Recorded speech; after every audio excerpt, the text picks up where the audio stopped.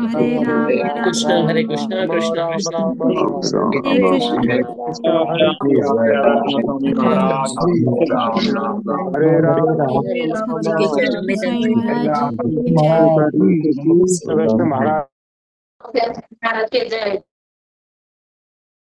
Hare Krishna Maharaj ji. Maharaj ji, we request your holiness कि आज आप हमें भगवत गीता के श्लोका नंबर 7.1 पर अपना दिव्य मार्गदर्शन प्रदान करें।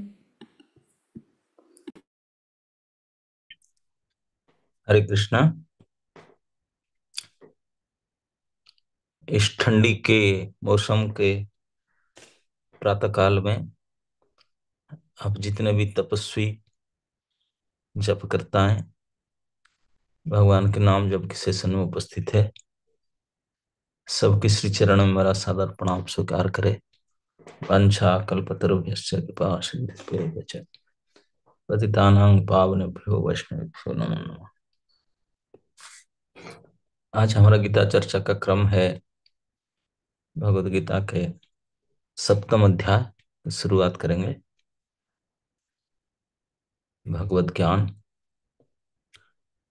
श्री भगवानुवाच मया सक्तः मनः पार्थ जोगं युञ्जन् मदाश्रयः असंशयं समग्रं मां यथा ज्ञास्यसि तच्छृणु।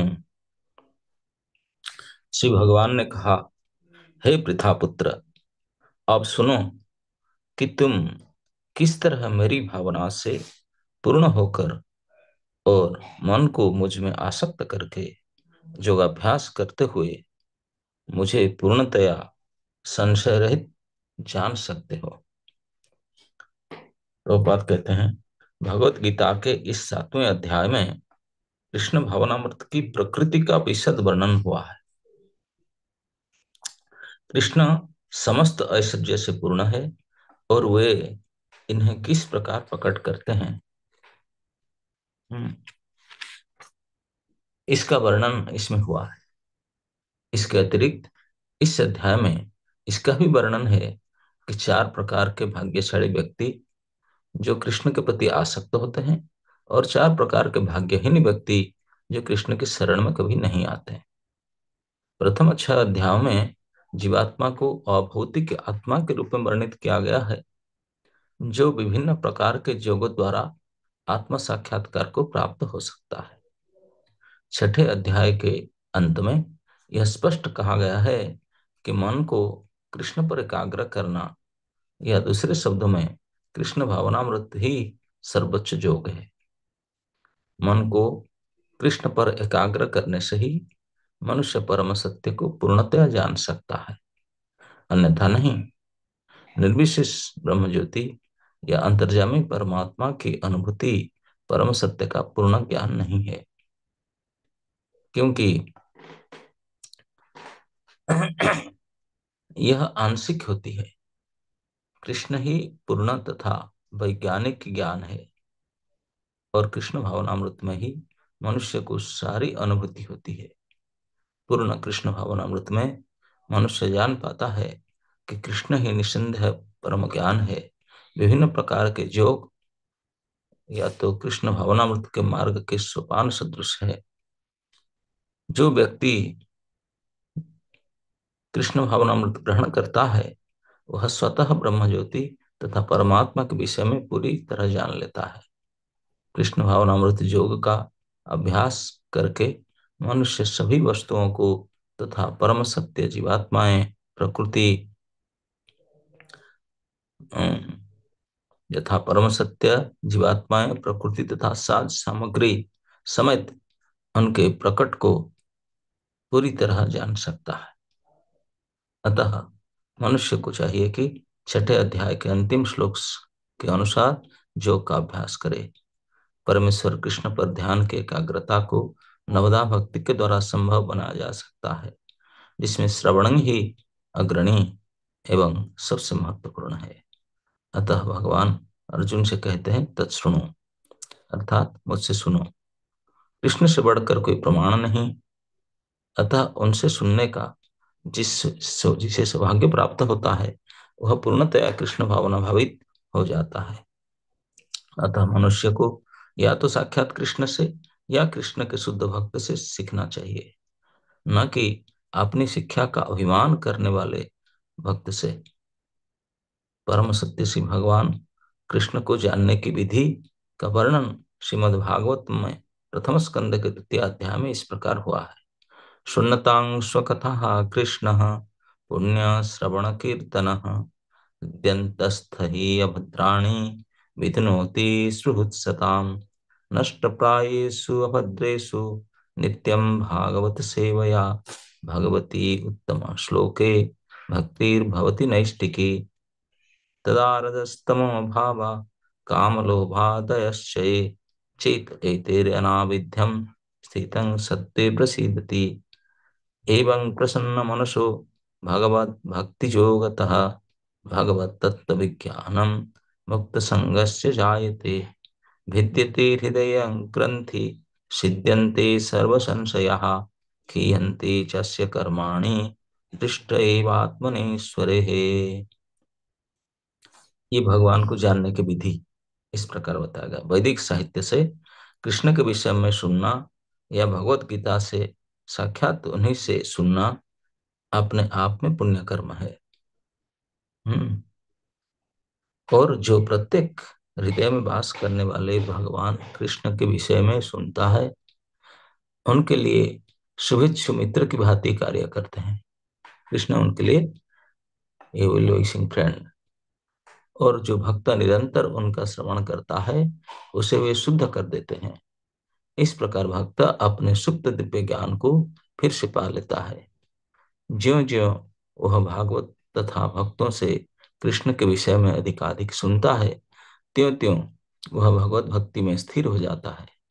भक्ति के विकसित होने पर वह रजो तथा तमोगुण से मुक्त हो जाता है और इस प्रकार भौतिक काम तथा लोभ कम हो जाते हैं। जब ये कलमश दूर हो जाते हैं तो भक्त सतगुण में स्थिर हो जाता है। भक्ति के द्वारा स्फूर्ति प्राप्त करता है और भगवान सत्य को पूरी तरह जान लेता है। भक्ति योग भौतिक मोह की कठिन ग्रंथि को भेद देता है और भक्त को असंशयम समग्र माम अर्थात परम सत्य भगवान को समझने की अवस्था को प्राप्त कराता है। अतः श्री कृष्ण से या कृष्ण भावना भावित भक्तों के मुख से सुनकर ही कृष्ण तत्व को जाना जा सकता है।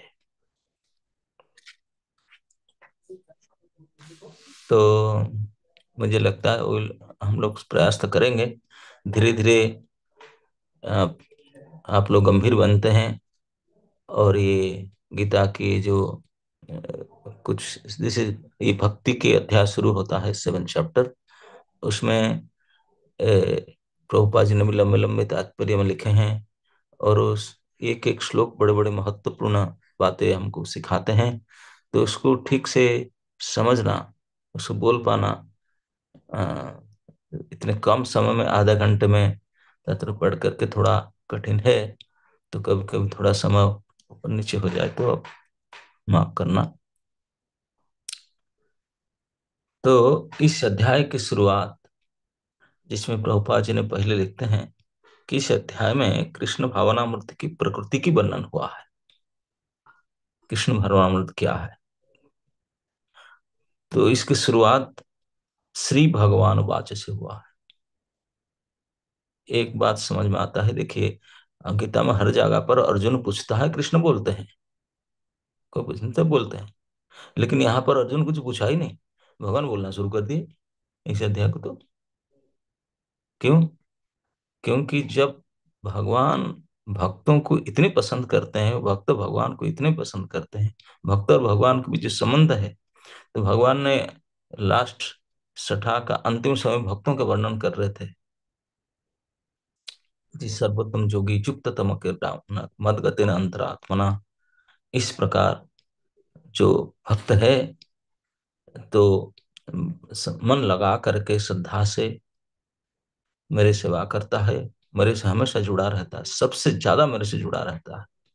हम्म आपके सबसे ज्यादा होता क्या है जुड़ा रहने से, आपसे कनेक्ट होने से? ना फिर दुनिया में कुछ जानने के लिए बाकी नहीं रह जाता उसको, वो सर्वज्ञ हो जाता है। मुझे तो जानता है, दुनिया को जानता है, सब कुछ जान लेता है। असंशयम समग्र माम, अगर जानना है तो भगवान तुरंत बोल पड़े अर्जुन। क्योंकि भक्त की बात है ना, अर्जुन अपेक्षा, भगवान अपेक्षा नहीं करते, अपने ओर से मस्त होकर बोलते हैं, मस्ती में आकर के। हम्म। तो श्री भगवान वाच, ऐसे पहले शब्द श्री भगवान वाच, केवल भगवान नहीं कहा गया। गीता में भगवान को श्री भगवान, जैसे प्रभुपाद लिखते हैं, कृष्ण समस्त ऐश्वर्य से पूर्ण, ये श्री है ऐश्वर्य, ऐश्वर्य माधुर्य। हाँ, और सब कुछ भगवान के साथ है, तो इसलिए श्री भगवान वाच। हम्म। अब भगवान क्या कहते हैं कि मया सक्त मना, पिछले अध्याय के अंतिम श्लोक 647 में भगवान ने कहे थे, श्रद्धावान भजते यो इमाम मद गतेन अंतरात्मना, न जोगिनाम अभी सर्वेशा मद गतेन अंतरात्मना। योगियों में सर्वश्रेष्ठ वो है जो मदगत अंतरात्मा। हम कल उसको चर्चा करते हुए बोले थे, ये अंत आत्मना मन को कहा गया। शरीर है बहिरात्मा और मन है अंतरात्मा। तो मन को मदगत, भगवान को तो मेरे में प्रविष्ट करा करके, मुझ में मन को लगा करके श्रद्धा पूर्वक मेरा सेवा करना, तो वहीं से भगवान शुरू करते हैं इस बात को, वही अंतरात्मना से। अंतरात्मना, अंत आत्मा को मन को कहा जाता है। तो भगवान इस अध्याय की शुरुआत में बोलते हैं कि केवल आ, मन को मुझ में लगाने से नहीं चलेगा, मैं आसक्त मना, मुझ में आसक्ति कर लेना चाहिए। हम लोग सभी भौतिक संसार के प्रति बुरी तरह से आसक्त है। भौतिक संसार, शरीर और ये संसार की वस्तु के प्रति कितने आसक्त है। कई लोग को संगे भोग आसक्ति, भोग में इतने आसक्ति है। शराबी शराब के प्रति आसक्ति है। कामी लोग भोग और स्त्रियों के प्रति आसक्ति है। लोभी लोग धन के प्रति आसक्ति है। तो भगवान बोलते तुम मेरे के प्रति आसक्त हो जाओ, इतने मुझ में आपको अच्छा लगे, अपनापन हो जाए, और मुझे अलावा तुझे और कुछ रुचेगा रुचेगा ही नहीं। हमेशा आसक्त हो जाना, जिनके प्रति आप आसक्त हैं हमेशा उसके प्रति सोचेंगे, उसमें मन लगाना क्या पड़ेगा, मन लगे छूटेगा नहीं मन हमसे। हमको प्रयास करके मन लगाना जरूरत नहीं। क्योंकि यहाँ पर बोले कि आपको, भगवान बोले मत गति न अंतरात्मा, मन को हम उनके अंदर घुसाना है। बोले ये तकलीफ है, मन नहीं मानता, मन संसार में घुसा हुआ है, भोग में घुसा हुआ है, उसमें जाता नहीं शरीर में। बोलते हैं कि अगर मेरे प्रति आसक्त हो जाओगे तो मन को घुसा, मन उसे निकलेगा नहीं मेरे से, चिपक के रहेगा। आसक्त मतलब चिपक जाना। बोलते मेरे में चिपक जाएगा, छूटता ही नहीं है। जैसे हमारे कई स्टूडेंट है निताई दासी, निताई प्रति आसक्त है। हम्म। तो मैं आसक्त मना, भगवान बोलते हैं मेरे प्रति आसक्त मन वाला हो जाओ। जैसे हम आसक्ति बोलते हैं, मतलब चिपक जाना, हम कोई चीज के प्रति बहुत महत्व देते हैं और उनसे हमारा सब कुछ मानते हैं, तो अपना मान लेते हैं, तो उनको, उनके प्रति हमारा आसक्ति हो जाता है। तो इसलिए भगवान बोलते हैं कि मेरे प्रति मन को आसक्त कर लो। मैं आसक्त मना, सबसे पहले मैं आसक्त मना। भगवान के प्रति मन को आसक्त करने के लिए अब बिल्कुल भगवान का अपनापन करना होगा। हम्म। तभी आसक्त होता है, नहीं तो आसक्ति ऐसे नहीं होता। भगवान में आसक्ति होने से ही ये सब भौतिक चीजों से आसक्ति छूटेगा। ये आसक्ति बढ़ाने के लिए हमारा एक विश्वास होना चाहिए, क्या, कि ये संसार, ये शरीर, ये संसार की वस्तु सब नाशवान है, कोई टिकने वाले नहीं है। ना हमारे घर वाले, परिवार वाले, पति पत्नी कुटुंब, ना कोई, सब टिकने वाले नहीं है, सब मरणशील है, क्षयशील है। लेकिन प्रभु और मैं आत्मा की स्थिति में हम नित्य है, हमारा संबंध नित्य है। इस प्रकार सोच करके हमारा केवल कल्याण करने वाले प्रभु है, और हमारा कल्याण उन्हीं से ही हो सकता है। हम उनको छोड़े नहीं, इस प्रकार चिपक जाए, आसक्ति उन्हीं में हो जाए। और बाकी भगवान में आसक्ति होने से फिर संसार में आसक्ति अपने आप छूट जाएगा, पता नहीं चलेगा कहाँ गया संसार। हम्म। भागवत में भगवान एक जगह पर शब्द में कहते हैं, बोलते हैं संसार में आसक्ति कैसे छूटेगा ना। प्रीतिर्न जावत मई वासुदेवे नमुच्यते देह जोगे न तावत। इस शरीर जोग, शरीर की शुद्धि, शरीर को संभालना संवारना, उनका आराम देना, यही तो दुनिया में चलता है। इसी के लिए खाना पीना सोना नहाना शादी करना सब इसी में होता है। तो इसी देह जोग इसी बोलते हैं। ये देह जोग से भक्ति जोग में कैसे आएंगे? बोलते हैं भगवान में प्रीति हुए बिना नहीं होगा। हम्म। प्रीतिर न जावत मई वासुदेवे, हम्म, न मुच्यते देह जोगे न तावत। देह जोगे से छूटे को कैसे? हम्म। तो प्रीति इसी को भगवान सिखाते हैं कि मुझ में आसक्त हो जाओ।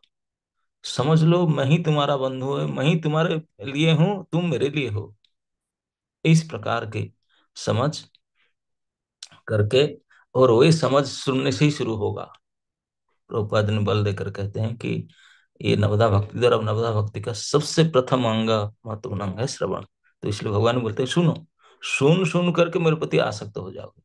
रुक्मिणी देवी हुआ, इतने आसक्ति हुआ, बोले मैं आपके बिना, शादी के बिना और किसी को करूंगा नहीं, मर जाऊंगा लेकिन छोड़ूंगा नहीं आपको। तो इतने आसक्त हो जाना सुन करके हो जाता है। तो इसलिए सबसे पहले हमको अ, भगवान यहाँ सिखाते हैं कि सर्वश्रेष्ठ जोगी जो मद गते न अंतरात्मना, वो कैसे होता है ना, मई में आसक्त, मुझ में आसक्त होना।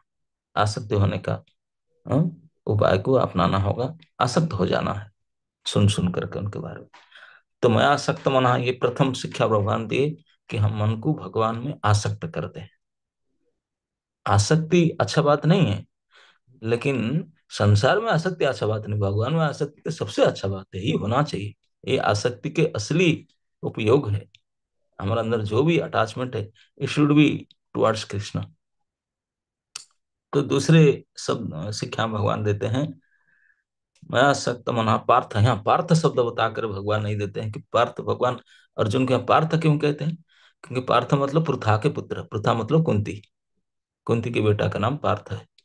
तो कुंती ने भागवत में प्रथम स्कंद में जो कुंती की प्रार्थना है, इसमें कुंती एक महत्वपूर्ण प्रार्थना करती है। बोले प्रभु, मेरा आसक्ति ना तो मेरे मायके वालों के लिए, ना ससुराल वालों के लिए, दोनों से ना रहे, केवल आपसे रहे।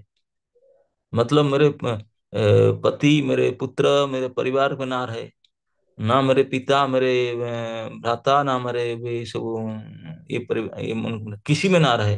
अरे छिंदी छिंदी बोलते हैं, सब छुड़ा दो। क्यों? ना केवल आपसे जुड़ा रहने के लिए।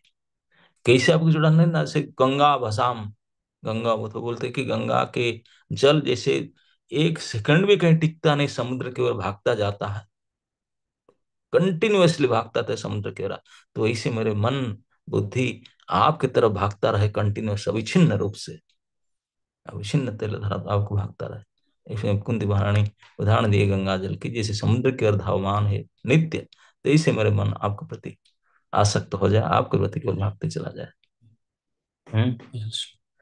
त्वयि में, त्वयि में अनन्य विषया मतिर मधुपते सकृत रतिम उद्बहात अद्धा गंगो हम उदन्नति। तो ये श्लोक कुंती महारानी ने कहती है कि गंगा के जल के जैसे ऐसे ही आपके प्रति मेरे हम्म, मैं आसक्त हो जाऊं आपके प्रति, मैं आसक्त मना पार्थ। तो दूसरी शिक्षा में भगवान कहते हैं जोग जुंजन। जोग जुंजन का मतलब क्या होता है? जोग मतलब जुड़ना, युक्त हो जाना। जुंजन मतलब जुड़ कर कुछ करना, देखो जुड़ कर बैठे रहना नहीं। हमारा शरीर को कुछ न कुछ एक्टिव करना, कुछ कुछ काम में लगाते रहना। लगाए रहना काम को, इसलिए झुंझन, जोग में रहते हुए जोग झुंझन। कैसे जोग झुंझन? जैसे हम भगवान में मन आसक्त हो गया, अब भगवान के विग्रह हम घर में रखे हैं, तो केवल रखने से हम भगवान काम हो नहीं जाएगा।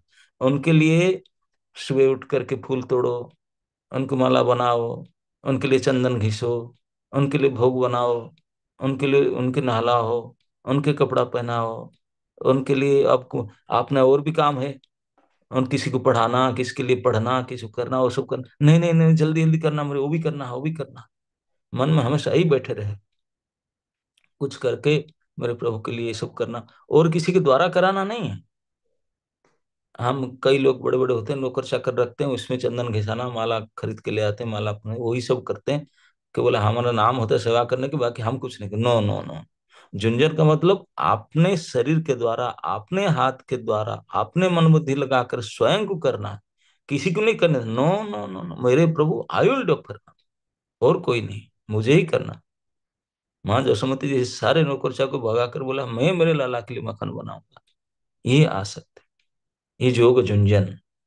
तो हम ऐसे अपने प्रभु के लिए स्वयं अपने मन बुद्धि इंद्रिय अपने शरीर को लगाकर हम ही खुद करें, ना किससे बोल दें तुम कर दो करा दो। नहीं नहीं नहीं नहीं, ये फिर जोग झुंझन नहीं होगा, आसक्ति नहीं। स्वयं अपने हाथ से करेंगे, भले भी कैसे करके, तभी तो आसक्ति बढ़ेगा, तब तो झुंझन होगा। You have to do ourself. इसलिए जोग झुंझन, शरीर को लगा रहे कुछ काम में, उनके शरीर में लगा रहो, जोग झुंझन। तो तीसरी बात भगवान बताते हैं, मद आश्रय। केवल मन में भगवान का आसक्त करने से और भगवान के लिए शरीर से, उनके सेवा से जुड़ना से नहीं होगा। ये भी आसक्त है, हम बोलेंगे कि हमारा हो गया काम, no no no no, you have to take full shelter of Lord. मद आश्रय, आश्रय शब्द से समझा जाता है, आश्रय कौन लेता है, कब लेता है? आश्रय लिया जाता है कोई बड़े आदमी का, समर्थ आदमी का। क्यों?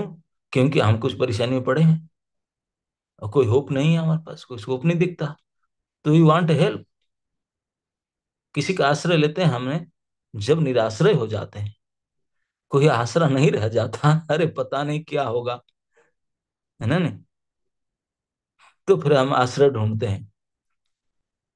तो आश्रय ढूंढते हैं फिर किसी का, जब वो समुद्र में गिर गए डूबते डूबते, एक कुत्ता पहुंच रहा है, उसका पूंछ पकड़ ले, ऐसे आश्रय लेते हो, वो भी मरेगा, हम भी मरेंगे। नहीं, ऐसे आश्रय ढूंढो जिनके आश्रय लेने से आपको, आश्रय के बाद सोचने से आप बोलेंगे तो काम बन जाएगा, अब लेंगे तो क्या बात है।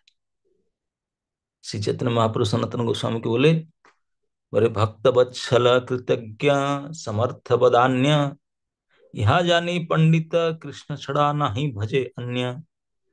बोले पंडित लोग कृष्ण को छोड़कर और किसी का भजन नहीं करेंगे, इस बात को जान लेते हैं कि कृष्ण इतने भक्षल बत्सल है, भक्तों के प्रति इतने प्रेम करते हैं भक्तों को। गाय जैसे बछड़ा को प्रेम, इतने उससे ज्यादा प्रेम करते हैं भक्त वत्सल।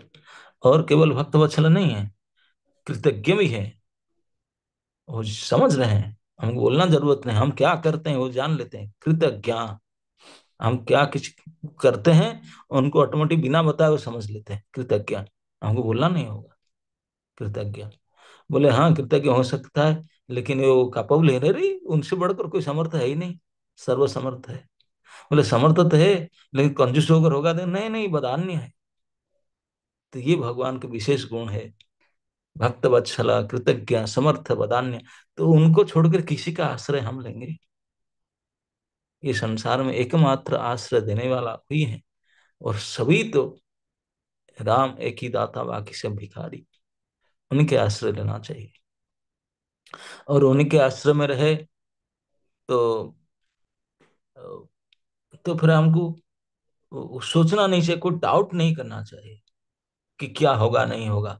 जब हम उनका आश्रय लिए हैं, तो फिर हमको ये सोचना चाहिए, अगर भगवान हमको कोई परेशानी में डाल दिए, तो हम खुशी होना चाहिए, देखो हम तो बोले नहीं थे, लेकिन कितने ख्याल रखते हैं प्रभु, मुझे मुझे तकलीफ में डाल करके, मुझे इसे परेशानियां दे करके मेरे ठीक ठाक करते हैं।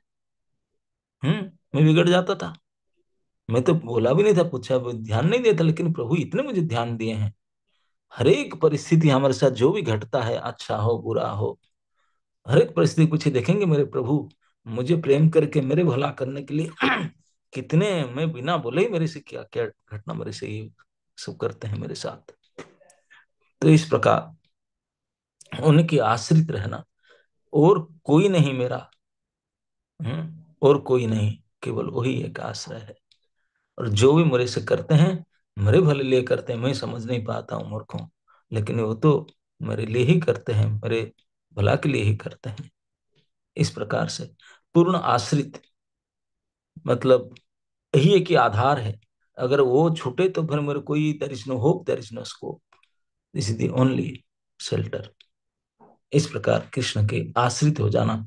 कई लोग, कोई सेठ जी के आश्रय लेते हैं, कोई बड़े आदमी का, कोई पैसा का, कोई क्या क्या धन, मतलब नहीं, कोई आश्रय हमको संभालने बचाने वाला नहीं, एकमात्र कृष्ण आश्रय, ये मद आश्रय। तो चौथी शिक्षा भगवान देते हैं, असंशयम समग्रमाम जथा ज्ञास्यसि। इसी में जथा मतलब जिस प्रकार, क्या किस प्रकार ना, बिना डाउट के असंशयम, कंप्लीट संपूर्ण रूप से तुम जान सकते हो, complete understanding without any doubt. जिस प्रकार भगवान का हम आश्रय लेने से, भगवान में मन आसक्ति करने से, भगवान के लिए लग जाने से, काम में योग जुंजन जुड़ जाने से, इस प्रकार क्रियान्वित होने से हम भगवान को जिस प्रकार जानेंगे, जथा ज्ञास्यसि। भगवान बोलेंगे जथा और तत्, ये दो शब्द कहकर बोलते हैं कि जिस प्रकार जानोगे, और जो जानोगे तत्, जो जानोगे दिस सब्जेक्ट, सुनो मेरे से मैं भी बताता हूँ, और किस प्रकार जानोगे वो भी बताता हूं मैंने। तो प्रभुपाद जी ने तात्पर्य में लिखते हैं कि कृष्ण भावनामृत योग का अभ्यास करके मनुष्य सभी वस्तुओं को जथा परम सत्य, जीवात्माएं, प्रकृति और उनके साथ सामग्री समेत उनके प्राकट्य को पूरी तरह जान सकता है। ओके, तो इस प्रकार सब कुछ जाना जा सकता है पूरी तरह से। हम्म तो समग्र, इसमें कई आचार्य इस प्रकार कहते हैं, जो संशय करना और असमग्र, ये जो ज्ञानी लोग हैं जो ब्रह्म चिंतन करते हैं, वो कंप्लीट नहीं है, ये समग्र नहीं है। हम्म और बाकी लोग जो उपाय करते हैं उसमें उनका डाउट रहता है कि ये हेल्प करेगा या नहीं। लेकिन भक्ति एक ऐसी पथ है, ना तो इसमें संशय है, ना कोई इनकम्प्लीटनेस रहता है, इट इज कंप्लीट, फुल। जैसे इस प्रकार समझो, आप गुलाब जामुन को टेस्ट करना चाहते हैं, बढ़िया फ्रेश पिंक कलर का, ब्लैकिश पिंक कलर का फ्रेश गुलाब जामुन आया, तो उसको स्वाद लेने के लिए ना आप कान हेल्प करेगा, ना आंख हेल्प करेगा, ना नाक हेल्प करेगा, ना हाथ हेल्प करेगा, कोई हेल्प कर सकते हैं? केवल एक ही अंग है जिसके द्वारा असर करे, वो है टंग, मिस्टर टंग। इसके द्वारा ही उसका पूरी पूरी आस्वादन आप कर सकते हैं। ठीक इस प्रकार भगवान को अगर समग्र रूप से संशयहीन हो करके जानना हो, तो ओनली भक्ति ही एकमात्र उपाय है। Okay, got it. जैसे स्वाद को समझने के लिए बाकी कोई इंद्रियां समझ नहीं है, तो इसलिए भगवान को जानने के लिए भगवान बोलते भक्त्याम एकया ग्राह्यम, और कोई उपाय नहीं, एकमात्र भक्ति ही मुझे जानने का उपाय है। तो इसी को भगवान कहते हैं कि अर्जुन, तू मदगत अंतरात्मना होने से, इस प्रकार मैं आसक्त है मेरे से जो गुंजन, और मेरा आश्रय लेकर के सब कुछ, कुछ बाकी नहीं रह जाएगा, डाउट फ्री होकर के, बिल्कुल, और कंप्लीट समग्र माम यथा ज्ञास्यसि, क्योंकि यही एक उपाय है भक्ति। तत्सुनो, ये पांचवा शिक्षा है। तत्सुनो, उसको सुनो, क्योंकि ये सारे विधि श्रवण से ही शुरू होता है। ये जो मुझे संपूर्ण रूप से बिना संशय में जान पाने का और मेरे से जुड़ने का, अपने जीवन को सफल करने का, अपने वास्तविक स्थिति, जो सुख शांति जो चाहते हैं, आपके कंस्टिट्यूशनल पोजीशन को प्राप्त करने का जो एकमात्र उपाय है, वो है भक्ति। ये भक्ति को कैसे हम शुरू करें, जाने कि भक्ति व्हाट इज इट? बोले ये केवल श्रवण से होता है। तत्सुनो, तत् क्या, ना वही भक्ति के बारे में, मेरे बारे में सुनो, कैसे मुझे प्राप्त होता है, कैसे भक्ति करके मुझे जानना होता है, ये सब सुनो। मैं खुद कहता हूँ सुनो। कृष्ण से बढ़कर कोई ऑथेंटिक वक्ता हो नहीं सकता, कोई इतने बड़ा अधिकारी नहीं है दुनिया में, केवल जानने के योग्य कृष्ण है। सारी वैदिक से वेदांत कृत वेदविद, वेदेश सर्वे अहम एव वेद्य। वेद मतलब केवल कृष्ण ही वेद्य है, जानने योग्य है। तो कृष्ण को हम सारे वेद वेदांत से जानते हैं, सुन सुन करके। और कृष्ण भगवद गीता में स्वयं अपने बारे में बताते हैं, बोले जानो मैं बताता हूँ, मैं सुनो, मैं ही खुद बताता हूँ मेरे बारे में, सुनो। तो जानने का उपाय है श्रवण करना, और श्रवण should be from a very very authentic source, and nobody can be more authentic and appropriate than Shri Bhagwan उवाच। श्री भगवान। तो प्रभुपाद जी ने एक बात और ऐड किए हैं, बोले या तो कोई महान सौभाग्यवान अर्जुन जैसे हो, श्री भगवान से सुने, या भगवान के ऐसे भक्त से सुने जो भगवान में जुड़े हुए हैं। This is the same effect. तो इस प्रकार से सुनना चाहिए, क्योंकि without listening nothing will happen. तो कैसे हमारा शुद्धिकरण होगा? प्रभुपाद जी ने पूरे भागवत से ये 5 श्लोक उद्धार करके लिखते हैं। This is the process. सुनताम सुखताम कृष्णा पुण्य श्रवणाम सो पुण्य बोले, इससे पुण्य बढ़ कुछ होता ही नहीं। अब कार्तिक व्रत करो, चतुर्मास करो, पंचुक करो, सफला निष्फला निर्जला, जैसे भी करो, लेकिन ये सब पुण्य कोई काम का नहीं है जब भगवान के बारे में ना सुने। भगवान के बारे में ध्यान लाकर सुनने से, उससे बढ़कर उसके समान कोई पुण्य हो ही नहीं सकता। आपके भाड़ में जाए पंचुक, आप जला निर्जला सजला फला सफला सब बेकार जाए, केवल भगवान को सुनो, सब खा पी कर मस्त होकर के, वही सबसे बड़ा पुण्य है। सुनता हूँ कथा कृष्ण पुण्य श्रवण, श्रवण से, भगवत कथा का श्रवण से पुण्य कोई हो ही नहीं। क्यों? क्योंकि पुण्य ऐसा है, हृदय अंतस्थ ही अभद्राणी विधुनोति। हृदय के अंदर जो कचड़ा पड़ा है, जिसको हम मशीन में, वॉशिंग मशीन में डाल नहीं सकते, हाथ में पकड़ नहीं सकते, पानी को हार्ट को क्या करेंगे, छू नहीं सकते। लेकिन केवल श्रवण ही ऐसा उपाय है जिसके द्वारा भगवान स्वयं धोबी बन करके अंदर बैठे हैं ना, वो अंदर सफाई शुरू करते हैं। अभद्राणी विधुनोति, विशेष रूप से धुनोति, धुलाते हैं। सुहृत सताम, हमारे एकमात्र कल्याणकर हितकांक्षी बन करके हृदय को धोते हैं, शुद्ध करते हैं चित्त से। और धोने से क्या, नष्ट प्रायेषु अभद्रेषु नित्यम भागवत सेवा। इस प्रकार भागवत की सेवा श्रवण के द्वारा ही होता है। इसके द्वारा हमारे अभद्रता नष्ट हो जाता है, कचरा सब नष्ट हो जाता है। और क्या होता है ना, भगवती उत्तम श्लोके भक्तिर्भवति नैष्टिकी, भगवान के प्रति निष्ठा बढ़ जाता है, भक्ति बढ़ जाता है।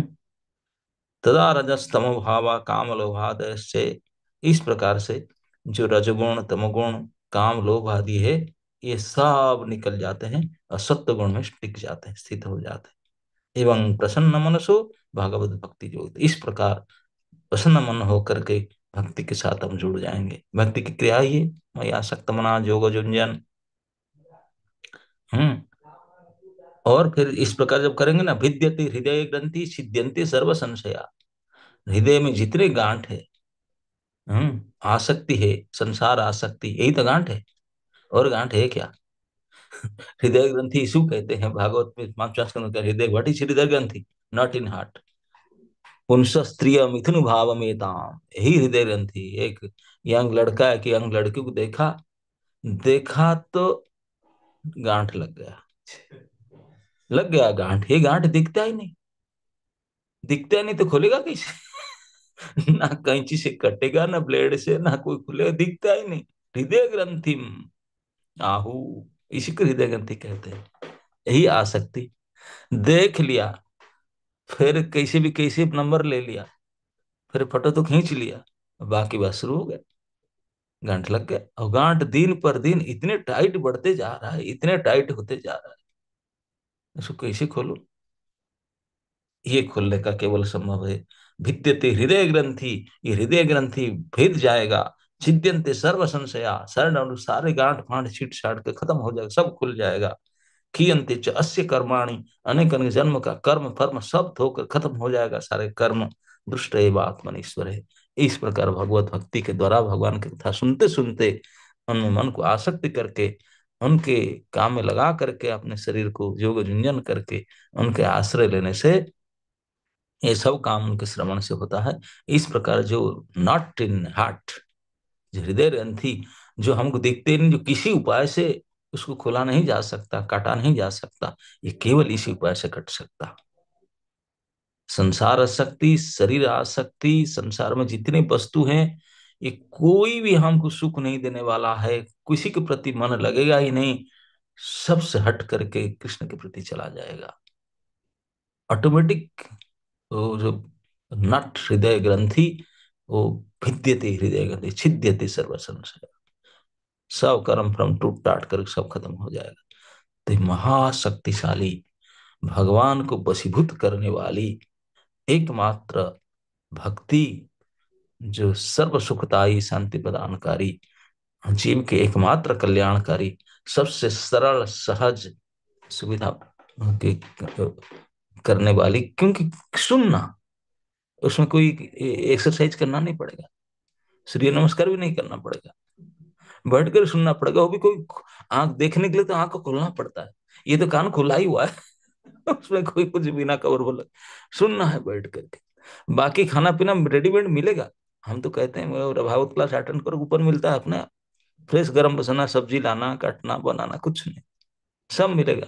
छता जूता कपड़ा सब मिलेगा, केवल सुनने से। भगवान तक कहते हैं अरे मिलना मिलना क्या है, हृदय की राहट भी खुल जाएगा, डाउट भी क्लियर हो जाएगा।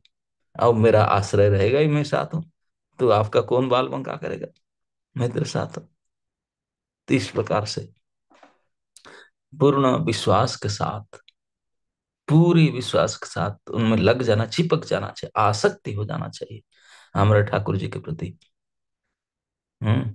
ये जो भजन नरहरि ठाकुर लिखा ना, मनरे कहना गौर कथा, ये है आसक्ति के बिल्कुल प्रबल प्रकट उदाहरण। शयने गौर सपने घोर, घोर नयने तारा, है ना? जीवन है गौर मरण है गौर, जीवन ने निताई मरण निताई, निताई करीबेन पार। ये पूर्ण विश्वास, मैं उनके आश्रय लिया हूँ और उनका हो गया हूँ, उनके लिए ही जीना, उनके लिए मरना, उनके लिए करना, सब कुछ उनका करना है। ऐसे ही अभ्यास योग झुंझन करके हमारा आसक्ति उनसे दृढ़ हो जाए, और इस प्रकार आसक्त मन हो जाने से, उनके आश्रय में रहने से, फिर संसार कहाँ छूट जाएगा पता ही नहीं चलेगा, है ना? तो ही है भक्ति, इसी की भक्ति कहते हैं। संसार से आसक्ति छूट कर भगवान की आसक्ति बढ़ाने का नाम है भक्ति, यही माध्यम। और वही इसी का चर्चा इस अध्याय में हुआ। तो उसका शुभारंभ की आलोचना आज की श्लोक में भगवान ने ये सूत्र में किए हैं, अभी आगे आगे बताएंगे। हरे Krishna. Thank you so much Maharaj ji. Maharaj ji, Krishna Gaur Nitai तो हम किसी को भी नहीं जानते, हमें तो सिर्फ आपके चरणों में आसक्ति करनी है, क्योंकि आपसे सुन के ही हम कुछ जान सकते हैं और भगवान के बारे में। Thank you so much Maharaj जी, अपना इतना इम्पोर्टेंट टाइम आप हम सबके लिए निकाल के आते हैं हर रोज़। बस हम सबको हर रोज़ महाराज जी जो भी सुना रहे हैं, सिखा रहे हैं, हमें बस इसको सुनना है। Thank you so much, Maharaj ji. So let us all express our deepest gratitude to Maharaj ji कि वह हर रोज़ हमारे लिए आते हैं। So let us chant Hare Krishna Mahamantra 3 times. Hare Hare Krishna Krishna Hare Hare Krishna Krishna हाँ, कृष्णा हरे हरे हरे हरे हरे कृष्णा कृष्णा राम कृष्णा राम राम हरे हरे हरे राम राम हरे राम कृष्णा हरे कृष्णा कृष्ण कृष्णा हरे हरे हरे हरे हरे राम राम राम हरे हरे हरे कृष्णा हरे कृष्णा कृष्णा कृष्णा कृष्ण हरे हरे हरे हरे राम हरे राम राम हरे हरे राज की